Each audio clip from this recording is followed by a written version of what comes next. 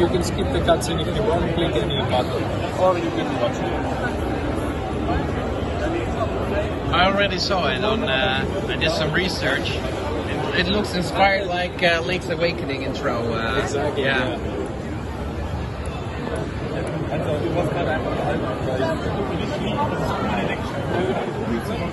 Can you tell me a little bit more about the game? Yes, absolutely. So the game is, as you can imagine, it's a Game Boy game. It's going to release in 2025, and it's a top-down Zelda-like gameplay mixed with a rhythm gameplay for the actual battles. Yeah. So the way I could best describe it as an elevator pitch would be like Pokemon or Legend of Zelda mixed with Guitar Hero. Yeah, already. And it has a pirate metal inspired theme and backstory about pirates and metal music.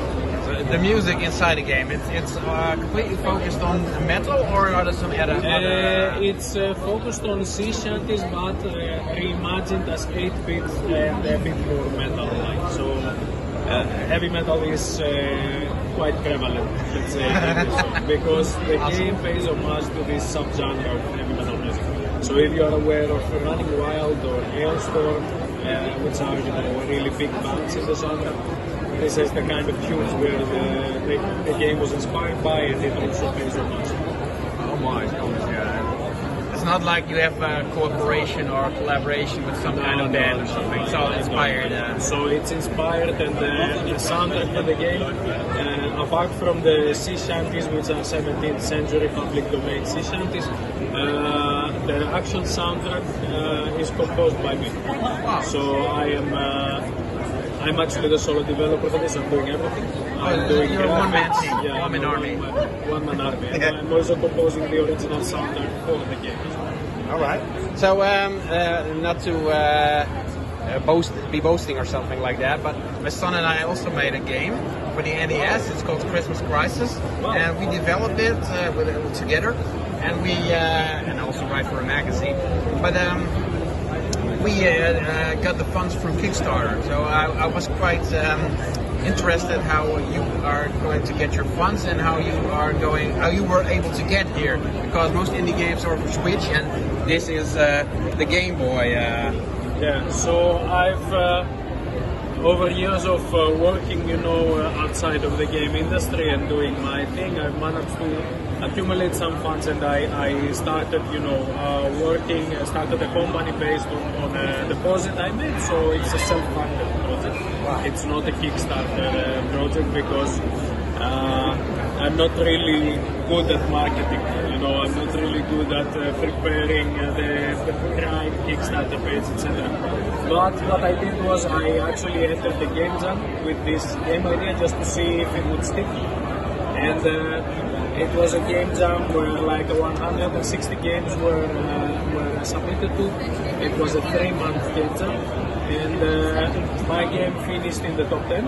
Wow! So this attracted the attention of Mod Retro, which is a publisher, and also the manufacturers of this particular device, which is the Mod Retro Chromatic.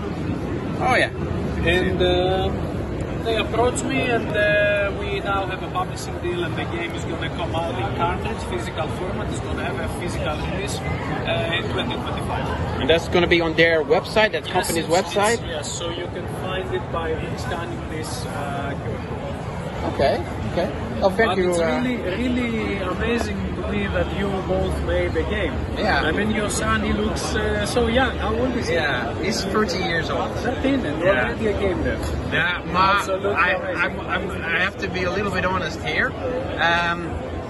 I did most of the programming, and he did more of the graphic department and the game design, the graphics, and the box art. That's fantastic. Yeah, and he's learning a little bit on the side, but. So he's going to, when he's 18, he will be fully equipped and already have.